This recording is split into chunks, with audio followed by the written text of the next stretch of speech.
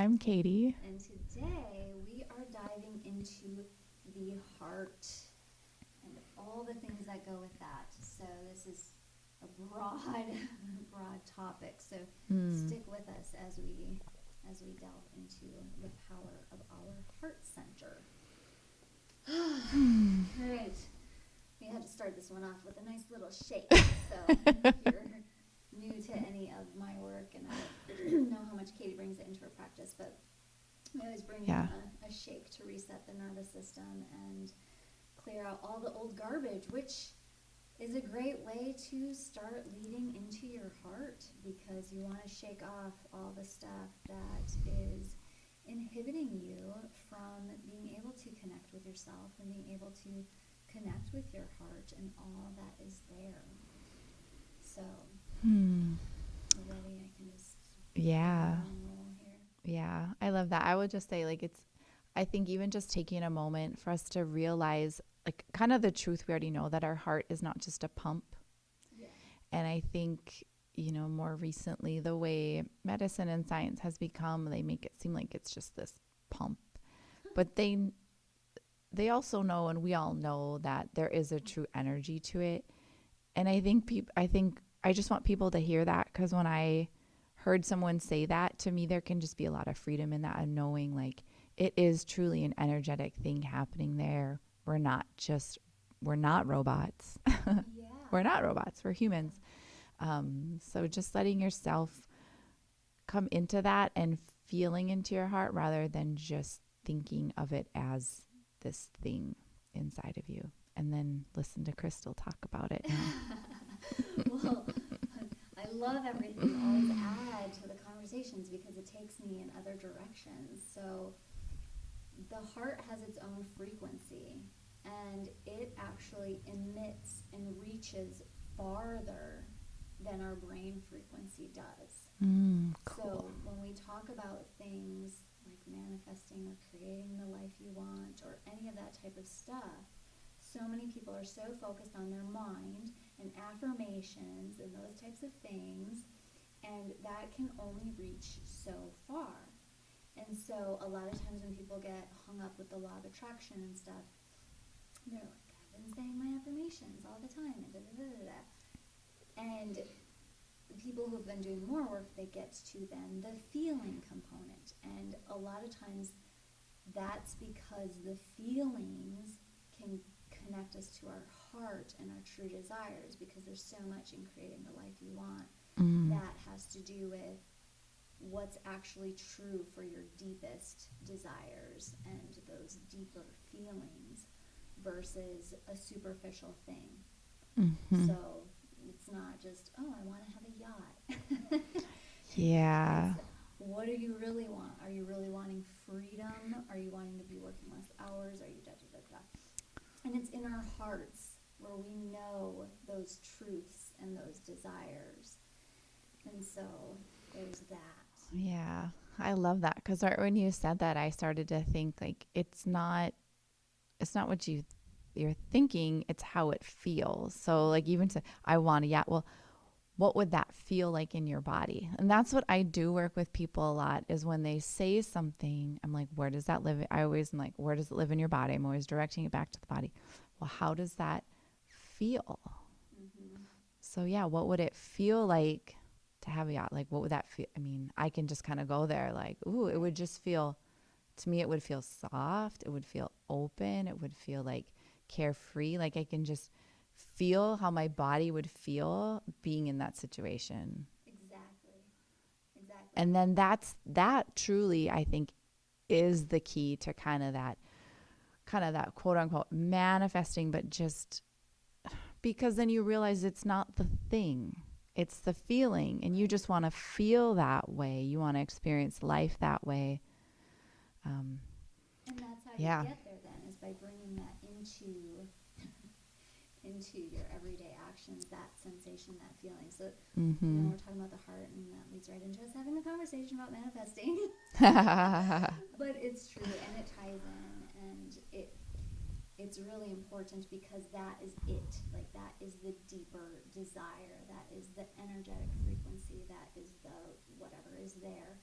And so in saying that everything that resides in our heart can be those big, deep things, and it's not always all of that hunky-dory, this is what I want and desire. There's a lot of heaviness that can be there. There's a lot of emotions that can be there. And yet it's within this space where we have the power to really alchemize and change what we're moving through. So you're recognizing, you're honoring what your feelings are, what, if it's a heaviness, what that comes from. Is it a sadness? Is it a grief? Is it fill in the blank? And then take that and utilize your heart to transmute that and change that. And when you do that, when you bring that there and let it do its own magic or alchemy, what comes from that? Because every yucky thing has its gift, has its other side, for every negative there's a positive kind of a thing, the yin and yang. So where are the gifts in that? So if you're having low self-esteem or self-worth stuff and you're feeling that in your heart and it's making you really closed off and like you want to protect yourself, what's on the other side of that when you put that into your heart fires and let your heart fires change that and visualize that and see what does that give you then once you've transmuted that? And that's the power of the heart. So I may have gone off a deep end here. But that's the powers of the heart. Our heart has its own frequency and it has its own heart fires that you can tend to, and it's what helps us be compassionate, connected, experience and give unconditional love. And it's also here where on the flip side we have impatience and apathy and hastiness. And so when we're feeling those things, which is so common in our society, we have that gift of the opposite. If we can calm our impatience and come back and connect to our heart, on the other side of that is deep joy or compassion or whatever we're feeling hasty about even, hasty about taking care of clients or getting to work or something with the kids. That impatience and hastiness could be turned into deep compassion. And so this whole center has been such a powerful place for me in the last year of my work, and it has changed my life. It's been my own personal thing. It's been working with my heart.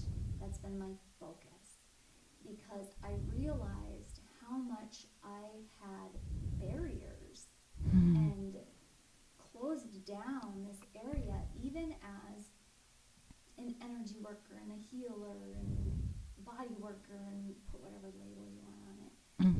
Where yes, in those moments I have this open heart for these people, and yet I'm carrying these burdens. And one of the things I'm seeing a lot of is that like hunched shoulders. I mean, I've been seeing this for decades. And right now it's just become even more noticeable to me, where I'm like, okay, looking at myself, am I like leaning forward? Am I doing this? And like, where's that weakness in my back that's needing some strengthening to bring my shoulders back? And where is the softening wanting to take place in my heart center? And in doing all of this work, I've been able to sit in some really uncomfortable situations and feel open and feel soft and feel even like I could touch upon love, even though I was like hearing some really hard things or being really uncomfortable. And even when I had that instinctive, oh my gosh, I want to fight or flight from this scene right now, being able to be present with it. And that's the gift of having this open heart, is you can handle so much more in life and still feel that unconditional love. And it helps rid things like really harsh judgments, and it helps the connection and just everything. So it's been my whole journey. That's awesome. I think everyone listening is probably like, I want that. That's what I felt myself saying. But it's funny because I've had those moments come up for me this past year too. Um, and I was trying to explain it to my husband, and he was kind of looking at me like, what are you talking about? Because, some of this stuff, it's hard to put into words because it's, it's not of the worldly world. Yeah. It's a felt thing. It's in that other realm kind of. And but I was the same way, and we've talked a lot, and I talk all the time each episode about how working with Crystal and how it's helped me. And I've had these moments where it's like it's like anything with these practices. I do the work, and then the aha moments come out of the blue when you're daydreaming, when you're not thinking. And yeah, I realized how I was still like holding back and really resisting. But I realized it was, again, part of vulnerability and me being kind of scared of like, if I like totally open my heart and like depend on my husband and love him so much, that is it. I realized that that scared me, Mm-hmm. but I also realized it was worth it, and that, but I also wanted that. And it was like those two sides. It became this beautiful thing for me to be like, wow, just like wow to it all. And I was trying to share that with him. And it changed just like kind of instantly how I was interacting in our relationship. Um, it was like that, but Yeah. it was probably like months in the works, if not years, of my own Yeah. self work. So um, I just would encourage anyone to listening, like just keep up with some of these practices and just keep doing the work, whatever it is for you, because those moments do just can happen in an instant where that softening and opening happens and you just realize Yeah. things. Well, and one of my deepest realizations, and I feel there are so many layers still for me to embody this myself, is tied into exactly what you were talking about being, feeling, okay, well, if I open my heart and I love him unconditionally, I'm going to get hurt. Mm-hmm. And yet, and so, okay, so here's this barrier, and yet it's our own conditions and our own fears and our own barriers that actually hurt. It's that hurts. It's blocking ourselves from the love that Mm. hurts. And it's really it's tricky. And that's what I'm saying. I feel I have multiple layers of embodiment to do to be able to remotely express that in words Mm-hmm. because I just know it at the level that I know it. Mm-hmm. I feel like this is a good place. If I'm listening to this, I would rewind it and listen to that again Yeah. and again, because when it's like it's like a new, but it's also like there's probably a deep knowing in us when we hear that. So we kind of just need to like keep hearing it and keep embodying it for ourselves, because yeah, when you hear something new, you're like, oh, but yes, but how do I get there? It Right. becomes that three-way sort of thing. Right. And it's Mm, huge. And mm-hmm. it's fascinating. Yeah. And I think, I always say, like, I'm a woman and I can only say the female perspective. And I mean, Crystal and I both, like, we love being women. Like, we love all the things with it. Um, and I kind of lost my train of thought there. But oh, I know what I was going to say. As women, and I've said this before, like we really like we set the tone. Like we have so much power, and it's not in a bad, evil way. It's like we just can really set the tone in so many relationships, and especially like again speaking to mine, like heteronormative with my husband, like I know I set the tone for us. And when I feel open and safe, he feels open and safe. And so even if there is a little bit of like a friction, and we both have some layers of resistance on our hearts, um, I know that it's a protective thing because I'm aware of my own. And so that might be his. But as soon as I can start to soften it, he can feel safe softening. And it becomes like this interplay of relationship too. And it doesn't have to be in just a romantic, like this can happen with friends, family, siblings, whatever.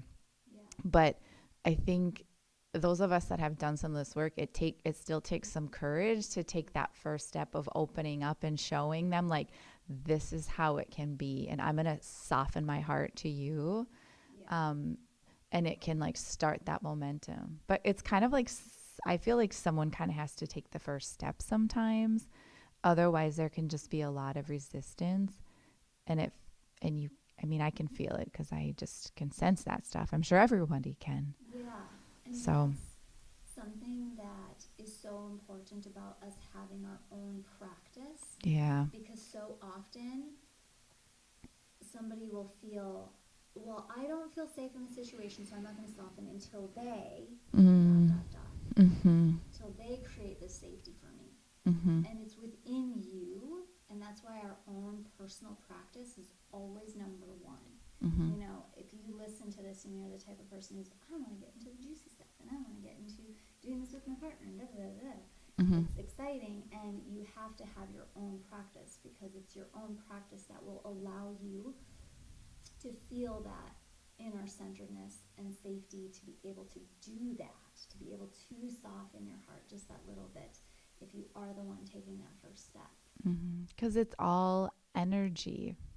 We can all feel that energy of when you're in an open space with someone and the love is flowing, and we've all had the moments where it's not. Yeah. And you might think the other person doesn't notice, but they can notice cuz you can notice. Yeah. Like everyone feels energy. Like it's just Right. They just might be ignoring it. yeah. So it's so interesting like just yeah, hearing and talking about this. It just becomes that whole experience for me even now, just feeling the energy of it. And like, I'm sure everyone listening too, you start reflecting on like past situations and you're just like, oh yeah. And then it can become something you can play with Yeah. and see how it feels. And yeah, that's cool. Yeah. So this is also, in tying that into relationship, this is also the biggest missing piece in the sexual realms of things. So anybody who's been interested in, oh, I'm just going to start learning all the tantra things and all of the this things and all of the that things, in that world, the heart has been missing, and it has gotten into just all the sexy stuff, and that is lacking. It's a half formed bowl. Yeah.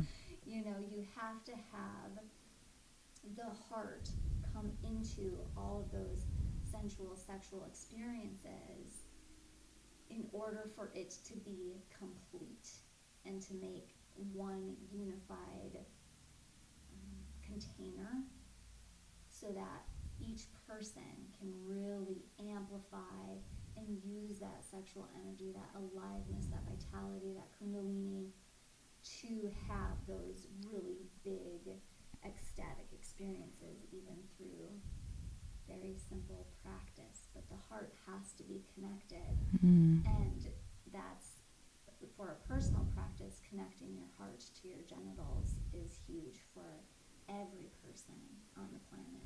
And that's Mm-hmm. something I go into in almost all my classes. Yeah. But just putting it out there now for you to tinker with on your own. Are those connected for you?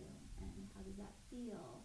And how Mm-hmm. would that change the entire planet and help create consent culture and all that stuff if everyone was bringing their heart online Mm-hmm. and connecting those two things? It's just huge. Yeah.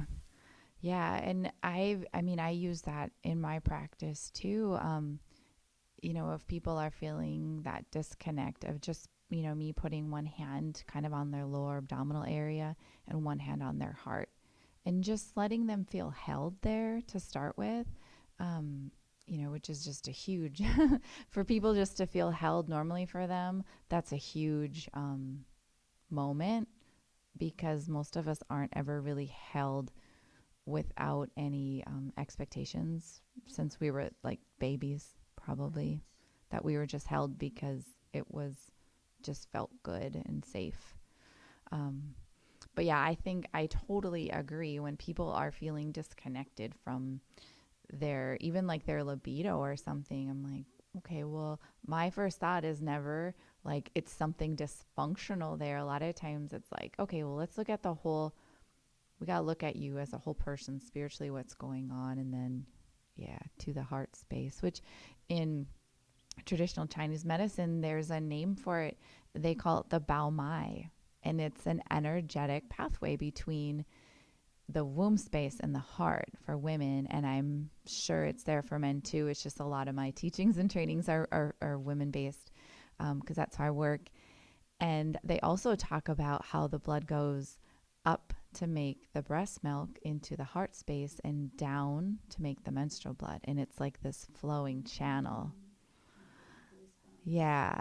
And so, just like the sacredness of both of those bodily functions, um, which is interesting. And to me, this is a little tangent, but it ties back to some other episodes where I talk about the importance of being nourished during the postpartum time and how, in my teachings, and I've seen some people push back and not agree with when I say this, but that's fine. But in my teachings and also in my body and heart and what I believe is that's why if we can kind of delay that return of the cycle for women and keep them nourished and supported as much as possible, so the nourishment and the blood that's going up to the breast milk can be there and not trying to go in both directions. Because just think of how that just would feel to have it going both ways. Absolutely. And so I think it's a big part of it. And again, I've seen a lot of like even mainstream herbalists and they're like, no, that's not true and it can come back at any time. But I'm like, but let's really just think about this with an open heart and like, wouldn't it make sense for women not to be menstruating at least for those first 9 months postpartum because they can use that vitality and nutrition to go up to the breasts, um, to nourish and provide, nutrition and milk to the baby, and also just allow them to maintain that softness in their heart space as they're nurturing this new bond. Like there's so much to it, and I think people are, they're quick to not want to like, of course we don't want anyone to feel bad if they start menstruating, and there could just be a hormonal piece, but if you really think about it and take it back to like ancient times of us living more in harmony with like nature and the planet, wouldn't that Mm. kind of make sense Yeah. in a way? So it's interesting. These ancient teachings are ancient for a reason Yeah. And still exist. and still exist Yeah. for a reason. Yeah.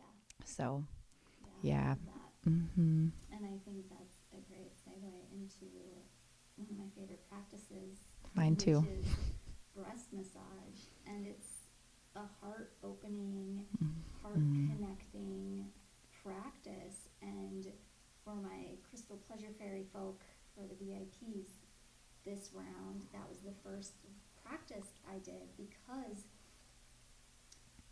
it just continues to evolve. Mm-hmm.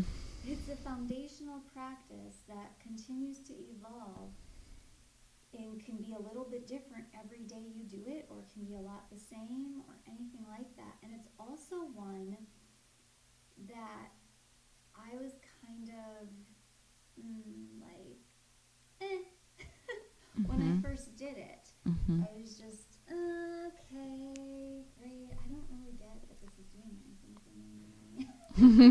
And it's one of those where when we talk about just do the practices, because they evolve with you and for you, and as you get to new levels and new embodiment, new things happen. And I'm glad I kept doing it because it changed. It changed how I connected to my heart space. It changed how I feel in my body. My breasts have gone through different changes in the last year, even just from like not nursing for, I think it's been a whole year, not almost, not quite. Mm-hmm. So I've almost been not breastfeeding for a year, but not quite. And so, having, and for the first time in, since 2009, January 2009, because I was pregnant or breastfeeding since 2009. I don't even know what year is it. January 1, like how many years is that? That's a long That's time. 12 years. Whoa. So it was 11 because it's been almost a year Wow. not. So 11 years being pregnant or breastfeeding, and now my breasts are more back to how they were. So they're smaller, and I Mm-hmm. used to always have all these issues with that, and like all Mm-hmm. this stuff. And so breast massages help me feel like they're awesome still, and feel connected to them, and just comfortable even touching them. Right now I'm touching them. It's just Katie. So just being able to do that in my communities where I'm teaching that and talking about that in those types of situations. I mean, and a little bit in public. I mean, I can't, I can't lie. So that connection there, and being able to release more of my pecs, which I do regularly anyway, especially being a body worker and Mm-hmm. giving and or hunching over somebody or any of that stuff, and really unlocking all of that and opening that. And then you've got the hormonal components with the stimulation and being able to harmonize the hormonal Yeah. body. And in another episode I mentioned, if you connect that with your womb space again in a different type of practice, and that's how it can Mm-hmm. just keep evolving, that you Yeah. can have more hormonal harmonizing components when you're bringing those two online together and get those communicating, and it's just profound. And Mm-hmm. so I love hearing about, say it again, from Oh, the Bao Mai. Bao Mai. Yeah. Bao Mai. Yeah. Yeah. And, and then even from like a more practical standpoint, when I'm telling it to women, because I give it to almost all of my patients like the first day, because most of them just, they need so much like nurturing and self-love, and like I just want them to love themselves so much and know how beautiful they are. And like that's usually when I tell people I'm going to give you a home program, I'm like, my home program might be breathing and like breast massage, um, but then I teach usually a lymphatic flow pattern basically, Mm-hmm. because why not? Yeah. And I'm like, and you can do whatever you want, but this will get the lymphatic system going. So you're doing good for yourself. You're getting the lymph system going. The breast can hold a lot of toxins because there's a lot of fat in there. Um, and then you're checking your breasts all the time too. Yeah. And you get to know what it feels like and what's normal for you and what's not. So it's just great. And it's great across the board, energetically, physically, just strict old school medicine wise. Like there's just so much to it. And I felt the same way. And I think for you, it's probably been cool. And I think it'll be for me as like I'm still like breastfeeding. I want to say like getting towards the end, but who knows? Mm-hmm. Um, so my body still doesn't feel like mine really 100%. It's always like that big jump, like after you give birth, it's like, oh, it's like it's yours again in a different way. But I still feel like it's not all the way mine. So even though I didn't do breast massage when I was like full, like really, really nursing, because I didn't really want to like stimulate more milk production, and it just felt weird. Right. But I did restart doing it, and there are times, to be honest, for me, it still feels like a little weird because the tissue just feels different. Mm-hmm. But I've still been trying to do the practice, Well, and and that, being with the stuff that comes up from that. And then I like too to connect it to my womb space and just hold myself there and feel what comes up and all the good, bad, and ugly. yeah, Just let well, it come out and don't let it get stuck there. exactly. And in that type of a situation, you don't have to do the massage part. Mm. You can just hold, Yeah, that does just feel better for holding me. the breasts and then being Mm-hmm. with that tissue. And if you want to do a little bit of palpating because you're just like feeling the tissue versus actual massage, that's different. Same, like that's how I am when I am menstruating. I just hold and or Mm. I don't do it for a few days. There's like 3 or 4 days there where it just does not, my body does not want that. And but it might just want Yeah. that to be held So I'll do that. And again, when I do the practice, a lot of times there's a pause there. You're going to do the massage and you're going to be doing this and that and the other, but then you're going to just hold and just pause and breathe. Mm-hmm. And different stuff comes up Yeah. in that one moment. And so if you're pregnant, you might not want to do a whole lot of breast stimulation either, you know? Mm-hmm. So just holding and just kind of like, it's almost like compression. You Yeah. know, you can do compression on your pecs and just even your shoulders and or under your rib cage and just kind of just that compression, that connection. It's like a Mm-hmm. baby blanket right now. Yeah. That Oh, that's so absolutely. nice. I think, in hearing you say that, it just reminds me of just like giving ourselves permission to do what feels good for us at the moment and like listening to our body. Yeah, Cuz absolutely. that kind of reminded me like, you know what? Yeah, when I hold myself, I it feels good. That feels good and safe to me, even in touching my own body. But sometimes we forget like we're so used to just not saying what we need and what we want, I think, and I mean, just doing whatever. Like sometimes I even think like if you're getting a massage and you might be like, this really hurts, but okay. Like so many of us are just like we just like grin and bear it in all the aspects of life, and even for so many women when they're having like penetrative sex and it's like it hurts, but they're just like whatever. Yeah. Because that's like people I work with like pelvic pain dysfunction, and it's just um I can't always just even ask people if intercourse is painful because they don't realize it is, but they're not acknowledging it. So Mm-hmm. I've changed. I'll be like, do you enjoy sex? Is it pleasurable? Do you want to do it? Yeah. And I really kind of have started to be more direct because if you ask women if sex is painful, almost all of them are going to say no. But if you ask even a slightly bit more, they'll be like, well, yes, sometimes when this is and it's like, Right. so it just kind of comes into all this. Like, we just kind of give our bodies over a lot of times. And like, it's just kind of coming back to just like some body autonomy and just like loving ourselves and protecting ourselves and listening to our body and like not overriding any of this. Absolutely. Yeah. And That's number so, 70. yeah, Number one. yeah, like Number one. that should be number one. That is such step one. Well, and even with you adding in that way, I'll add, and you just don't have to do the practice. So there's so many times when Yeah. I have people who are, trying to follow something, and they're like, well, and I did the practice, and I didn't feel like it. And it's like, well, why'd you do it? Like, Yeah. there are times when, sure, you can be, I really want to do a practice, but if you really don't want to do that practice, choose a different one. Maybe you are just doing heart breathing. Mm-hmm. Like, it's not about you have to do the practice. It's not that. Mm-hmm. Like, everything's shifting from that. It's what feels good for you today, which practice is. And I know people get really hung up on that one and things like exercise and trying to stick to a program and stuff or a diet. And again, there has to be some leniency or something where Mm-hmm. it doesn't feel so awful.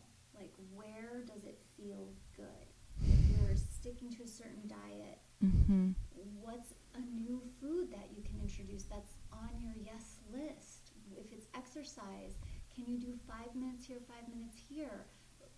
What is it? And really honoring your cycle with that. You're not going to do the same exercise Mm-hmm. during your internal time, whether you're menstruating or not, as you are during your external time. Yeah. So it's the same with the practices. It's not, I have to do breast massage every single day or fill in the blank practice. Mm-hmm. It's when does that really flow for you? And yes, have that be a part, because it's part of my daily routine when I'm doing this week, and then next week I don't do it. And then this other week I do it 3 times. And I've lately been doing less of my daily abhyanga because I've been doing the breast massage. And my daily abhyanga, that was my everyday all the time, no matter what, you know? Mm-hmm. But now I'm doing this and just kind of oscillating between what I need. And Yeah, I love that. I think there's so much freedom in giving ourselves permission. And sometimes we do kind of need to hear it from other people or be reminded. And I try to I that's like something that's always been important to me as a practitioner, and I tell my women clients, I'm like, I do think you probably need some core strengthening, but it's only going to be when you're ready, and you'll know. You might not be ready today. It might you're like might be on your first visit here too overwhelmed. Some people come in and they're like, "Yep, I'm ready. Let's do it." Or like I said, sometimes like, or maybe you're on your cycle this week and you're just like, "There's no way I'm motivated to do that." I know for me, it's like there might be things like, "Oh, I know I should do this," but there's for all of us, there's just that tipping point in time when it no longer becomes a should, but I want to do this mm-hmm. for me. And then it's easy. Yeah. Even if it's something that normally would be hard or seem like you are taking away a pleasure that you like, when it becomes easy because you know it's like good for you and what you want and you're in alignment with it, then it's just it happens. So I think there's something to that too of not like feeling you need to force yourself in because it will never work.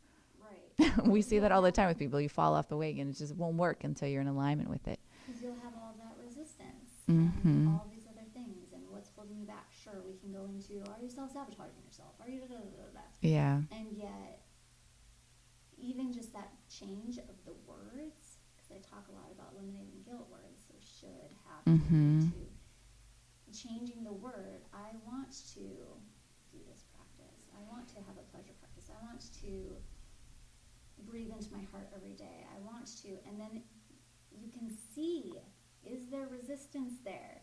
And Mm-hmm. do you feel in alignment with that statement? You'll know. Mm-hmm. You'll know if you feel in alignment, if you're congruent with that statement or not. Yeah. And if you're not, you can go into the stuff and figure it out and clear it out if you want. You can wait and be patient and see how that's going to unfold for you until you are ready, just like you're saying, when you are ready to be in alignment, you are in alignment, Mm-hmm. and all of that stuff. And just always breathe into your heart. No. Right. Yeah. Yeah. Because otherwise it creates a cascade of guilt. If I should be doing this, but I'm not. Right. But and sometimes it might even be like, well, maybe I don't really like. Let's say I'm like, I don't really feel like doing this breast massage. It feels weird, but I do want to feel more self love, and so sometimes there can be that little bit of like pushing yourself to into knowing that you do want this end goal, and I know these are the ways I'm going to get there. So Absolutely. there is that fine line too, I think, where, Yeah. and I think everyone knows what I'm talking about. We've all felt those ways where it's like a hard no, and then like this feels a little uncomfortable, but I know it's going to get me where I want to be. And so I'm willing to have some self discipline here. So there's just Right. so much flowing in between all these things and ways of being. Well, and to me, that's you're coming up against an edge. And Yeah. so there's times when you come up against that edge, and exactly like you're saying, you have an end goal or desire or something calling inside of you. And so you know that if you can just go a little bit farther, and going over the edge is scary and or sometimes just uncomfortable. And it's a matter of if the bigger it you are in alignment with, or it is your big desire. I think about taking risks in business sometimes, oh, I really want to reach X goal, and so I'm going to do this even though it's really scary and outside my norm. And then, but it's the same if you have, or I think about physical therapy for an injury. And I have this end goal of having my entire range of motion back. And here I'm at this edge, and this sucks, and I hate this, and I don't like the way this feels, and yet I'm going to do this stretch and this exercise anyway, because it is in congruence with me getting my range of motion back, Yeah. or any of edges that feel edgy and are uncomfortable. And yet, if you're, wanting something, then you have to face those. Because you don't get, what is it? It's like the same results, the same actions are going to get you the same results. Do the same thing, you're going to get the same results. So you have to do something different to get different results. Yeah. Yeah. Like I heard someone the other day, they said, like, don't cut corners, expand your edges. And I like that because Cool. that feels, doesn't that Ooh. just kind of feel good? Like I just picture it like just expand your edges a little bit. Yes. So I think that's a kind of a neat way to think of all that too. I love that. Just see where you can, yeah, play a little bit more. Yeah, Yeah. that's cool. So, moving from all of this, I'd love to know any of your takeaways. I didn't talk a lot about heart breathing and how to do that, but it's basically like it is. Just breathe into your heart and let your heart breathe. Imagine it's breathing. And that's something you can do today, as Mm. well as that connection for yourself. And if you want to, you can connect with some good resources for breast massage. You can reach out to us, of course. If you're in the Crystal Pleasure Fairy VIP group, you'll have access to that Cool. video, and that site is an app as well, so it can be right on your phone, easy access. Click the button as an app, and boom, there's all the videos. And you can join that as a free group as well. I have a free group on there, and I just make a few posts every week to keep you on your pleasure journey.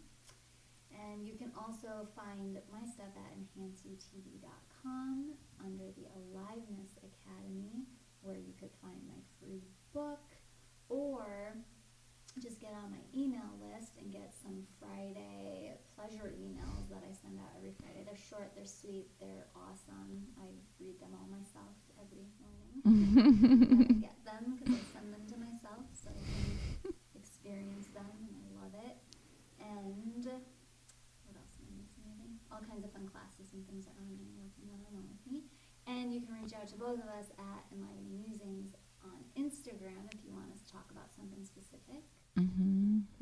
Yes. And I, on Instagram, I'm at Katie_Bradshaw_PT. My website is Myofascia Release by Katie. And I do in-person visits and also virtual care for pelvic steaming. And yeah, Yeah, that's us. I love it. Well, I hope this finds you well, and if your heart is heavy, you can lighten the load and breathe into all of it. And if it is light and full of love, I'm going to receive some of that from you and send more back out into the world. And have a good one.